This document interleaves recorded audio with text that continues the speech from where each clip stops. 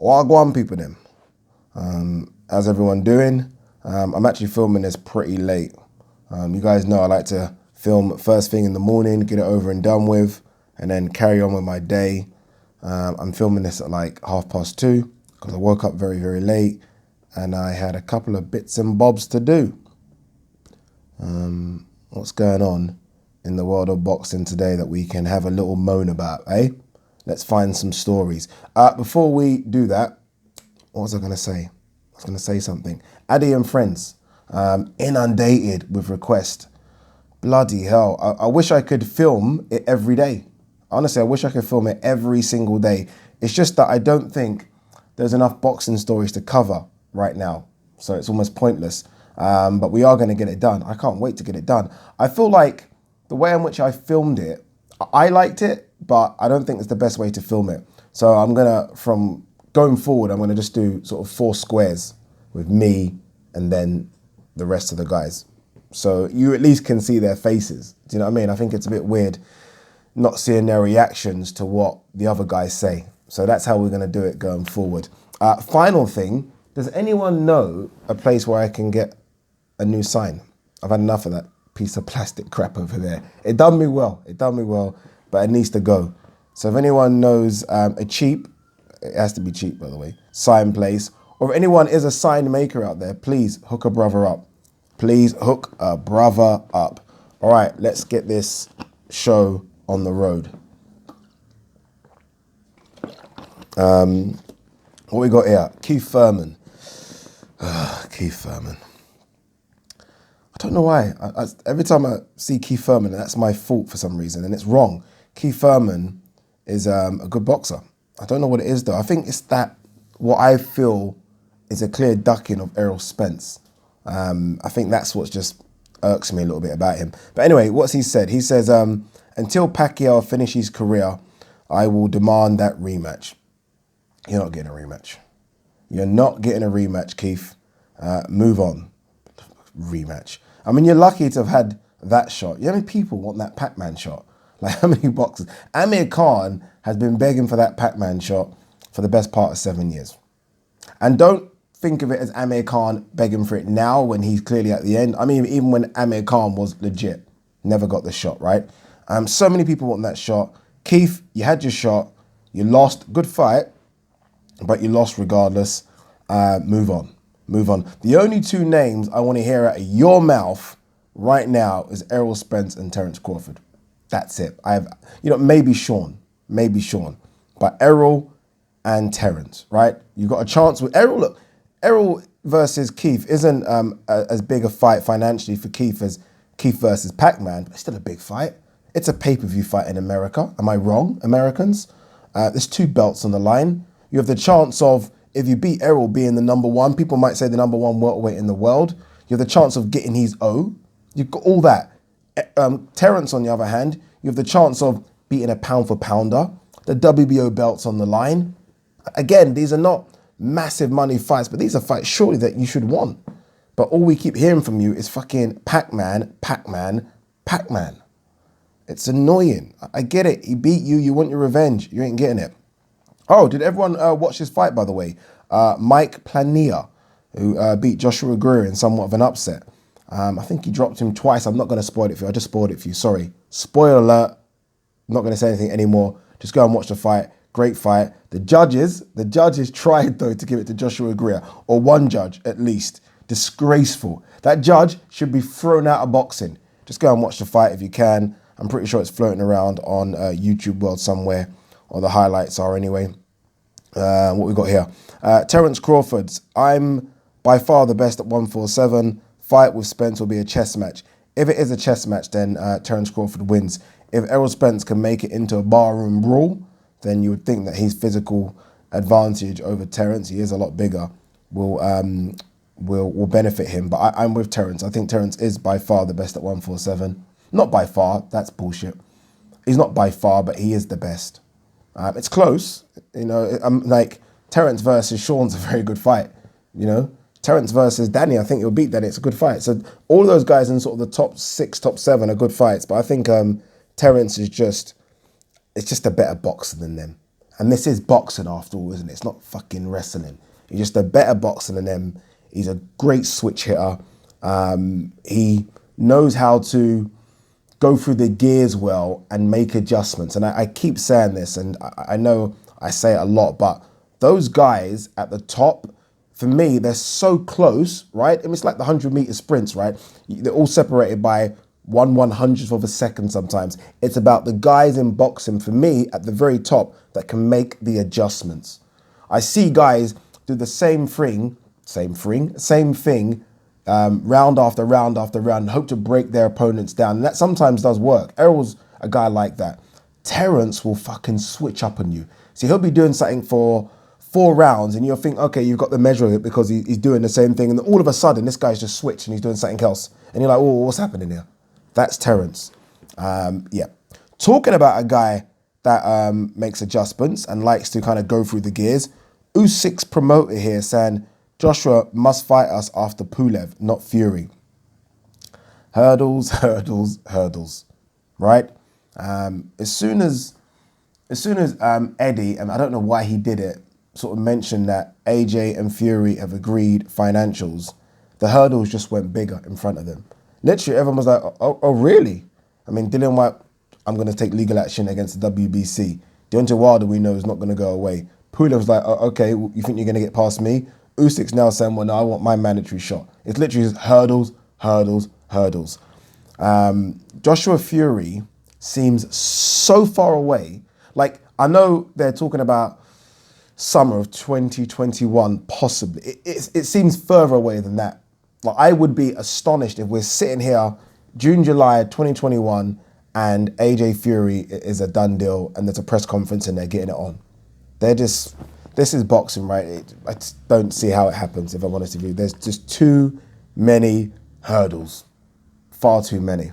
And again, one of those now is Usyk. One of those is Usyk. It makes me wonder, we might not even see Chisora Usyk. I'm starting to believe that Usyk might just come back and fight anyone, maybe a Witherspoon-like, who he fought before, and then just wait out for his mandatory shot against Joshua. It might happen, right? Might happen. What else we got here? Anything else of interest? Oh, hello. Look who's back. Jarrell Miller to fight Jerry Forrest on July 9th in Top Rank debut. He's back, people. He hasn't been seen in a boxing ring, well, for ages, actually. About a year and a half. Am I right in saying that? If he comes back July, yeah, about a year and a half, because when did he fight before he was supposed to fight Joshua? I don't know. Who, though, is this Jerry Forrest kid? Never heard of him. Let's have a quick look at his record. Jerry Forrest. Okay, bit of a big lump. They're all big, though, aren't they? 26-3. Of those 26 wins, 20 knockouts. Of the 3 losses, has been stopped. According to BoxRec, ranked number 11th in America. Out of a possible 346 heavyweights. I didn't even know America had that many heavyweights, if I'm honest with you. What? Okay, this is very weird. I don't know what BoxRec have got. Is this the same guy? But BoxRec have that he is scheduled to fight. Listen to this. Filip Hrgović, scheduled, it's right here, by the way, on the 17th of April, 2021.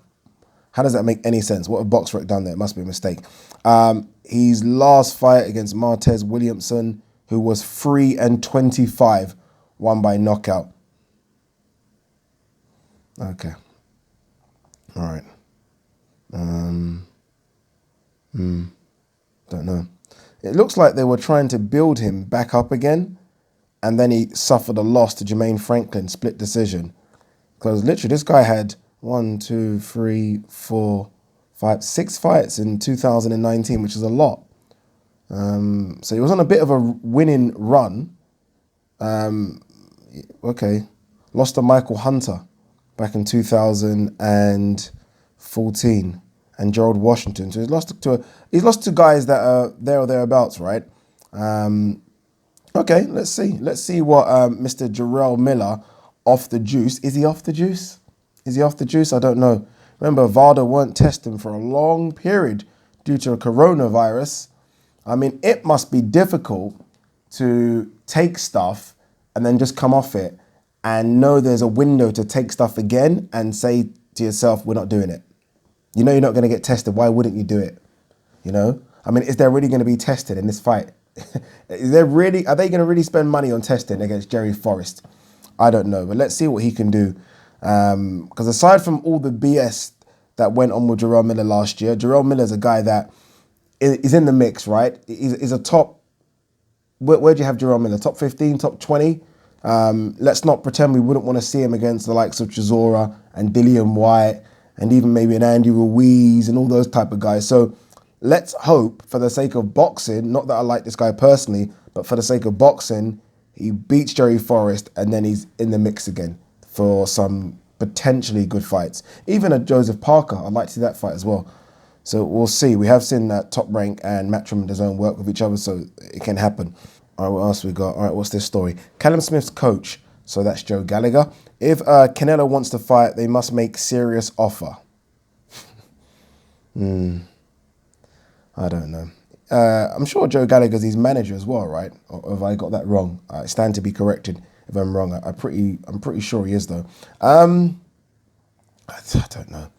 Canelo's got options, right? I mean, this is the problem. You can't make demands like that, and it might not even be a demand. People might not look at it as that. You know, forget the fact about who brings in the most money. Callum Smith is the ring recognized #1 at super middleweight. He is unbeaten. He's legit. He's legit, right? I don't think he done very well against, I can't remember who he fought now. Who did he fight against last? Can't remember. Sorry. Wait, I've got to bring up the name. It's going to bug me that. Callum Smith. But why have I forgot the guy he fought? I know all of you guys right now are screaming at the John Ryder. I didn't look good against John Ryder, but not everyone can go through their career looking spectacular, right? Let's be honest. I mean, I can dig out performances from everyone's career. He got the W just. So that's what he brings to the table. But the problem is, this is Canelo you're talking to. You're talking to a guy that has options, probably more options than any boxer fighting right now, just because we know that he sort of fights, in 3 weight categories. Right, this guy can literally pick who he wants. He can make the phone call to anyone at 160 and they are taking that fight. 168, same thing. 175, same thing. So you can't say if Canelo wants to fight, must make serious offer. It's almost like you just got to take what he offers you. Yeah, you can bargain and go back and forth and try and get the best deal possible, but you can't bring your value as the ring recognized #1 at the super middleweight division and you have a belt as something, because it means very little to Canelo. It really does. I don't know. It's a tough one, right? It's a tough one. There's something going on like this right now in the UFC with so basically, I don't know if you guys follow UFC, but there was supposed to be a fight between Kamaru Usman and Jorge Masvidal. Kamaru Usman's the champion, Jorge Masvidal obviously the challenger. The UFC made Jorge Masvidal an offer. He didn't like the terms of the offer, wanted a bit more money. They've just gone to the next guy down. They made an offer to Leon Edwards. Leon Edwards couldn't take the fight because training camp issues. They went to the next guy down. And now Kamaru Usman's going to fight Gilbert Burns. I think his name's Gilbert Burns. This is the same situation with Canelo. Canelo will make offers to these guys. Billy Joe Saunders, 5 million? No? Okay, cool, no problem. Caleb Plant, 4 million? Okay, cool, no problem. Would you take 2.5? Yeah, you will. Anthony Jarrell, 2.5? Sign him up. That's it. That's it, right? Because if Callum Smith fights any of those guys, if Canelo fights any of those guys, I don't think the numbers are that much different. I think Golovkin, possibly, and maybe there's a couple other special ones in America, but if he fights Billy Joe Saunders, I don't think it makes a difference number-wise in America as if he fights Anthony Jarrell. Does that make sense? I don't think it does anything. Over here, it's a big difference. In America, it's just all about the Canelo show. I don't think it truly matters who's opposing him in terms of will that drive up crazy numbers, unless it's something special, unless it's like an Andre Ward coming out of retirement. Who else at 160 to 175? Golovkin, maybe. Charlo? Don't know. I've ranted on there, haven't I? Apologies. Terence Crawford, don't try to tell me I have to take a pay cut because of pandemic. I saw this. You do, Terence. You do, unfortunately you do, because there are no crowds and there are no tickets and there is no ticket revenue and everyone's taking a hit worldwide. Everyone, every industry, well, apart from the pharmaceutical industry, we're not going to go there, is taking a hit. So Terence, you might have to take a hit. You just might. And Terence does decent numbers at the gates as well now. Not crazy, but decent. So he should understand the economics of it. Maybe he's looking at it from the fight being on TV. And if it's on TV, the same number of people will tune in. Maybe he's looking at it from that standpoint. And if he is, then I understand. But I don't know. He might have to take a hit because everyone is taking a hit. All right, let's run for a couple of very quick bits. What's this? Oscar Valdez, Jason Velez. It's a good fight, that. In play for July 12th in Vegas. KHK Sports cuts ties with Daniel Kinahan. Drop him as advisor. KHK are like, I think they're the Bahrain Olympic Committee or something. He was an advisor to him. They've dropped him. People are starting to now separate themselves or try to separate themselves as well. All right, what we got here. Bob Arum outlines Crawford's quintet of foes. Says he wants Pacquiao, Porter, Ugas, Brook, Thurman. All right, sure. Not that Crawford wouldn't want them, just in terms of delivering them. So of that, for example, see that list there? Pacquiao, Porter, Ugas, Brook, Thurman. Let's be honest, he means Ugas, Brook.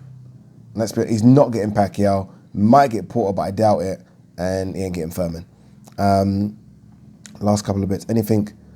I think we've seen this bit before, but I don't know why it's still here as new news. Fury, Wilder's career would have ended if Corner didn't stop sequel. Don't know. Who knows, right? No one has a crystal ball. I'm not sure. He was getting bashed up, but it wasn't. I mean, I've seen guys get bashed up. I mean, we've all been watching boxing for years here. I've seen guys get bashed up, and I've still seen those guys somehow come back with something miraculous. I'm not sure it would have been the end of his career. Don't know about that. And I don't know, sometimes fighters that are on the end of these beatings, they're also quite dangerous, right? They almost throw haymakers from nowhere. Yeah, I think it was a good decision to stop the fight. It was, but I wasn't screaming. It's weird. Like, I wasn't screaming, stop the fight. I was watching it thinking, okay, I wasn't screaming. So when the towel did come, I was like, oh shit. But I wasn't like, oh my God, does that make any sense at all? That was anyone screaming, stop the fight, this is like done. No. In my head I was thinking, oh, Fury's done here. I mean, sorry, Wilder's done here. But I wasn't screaming, oh, this fight needs to be stopped. Like, it wasn't that bad, was it? I don't know. Anyway, peeps, it's a short and sweet one today, isn't it? Yeah, short and sweet. What I will do tomorrow, you know, there's a lot of guys out there. Hopefully you guys are still watching this. If you are still watching this at this point, can you leave a comment saying, yes, I agree with you, Ade, so I know you watched it to the end. But what I want to do is shout out a number of small YouTube channels that are doing their thing, man, in boxing, doing their thing. I feel like we all, and I'm guilty of this as well, but we all follow the channels that have like the biggest numbers, right? The biggest amount of subscribers, as though those people are godlike when they're not. Some of these channels that have smaller numbers put out some fucking good content and know their shit. So I'm gonna sort of put together my list of ones that you guys should follow that are doing really good things, but just don't have the backing and the following and are struggling to get that following, right? They're struggling. It's not like they can make a clickbait video and everyone jumps on it and then you guys know who they are. They're not like that. So I'm gonna compile a list of them and hopefully you guys can check them out, follow them and support them because they do need support to grow. Because a lot of them, you know, it's difficult mentally. You do a very, what you think is a very good video and it gets like 100 views, that's demoralizing. I mean, I would be demoralized. Can't lie to you. I mean, I don't get great views, but if I did a video which I thought was shit hot, you know, edited it, put some good soundtrack on it, and then it only got 100 videos, it does make me feel like, what's the point? So yeah, give these guys a follow. I will compile a list and the next video I do, I shall give you all the guys that I follow that maybe you don't know about, that are doing good things, that need a bit of support. Go and check them out. If you like them, subscribe. If you don't, no one's putting a gun to your head. Peace.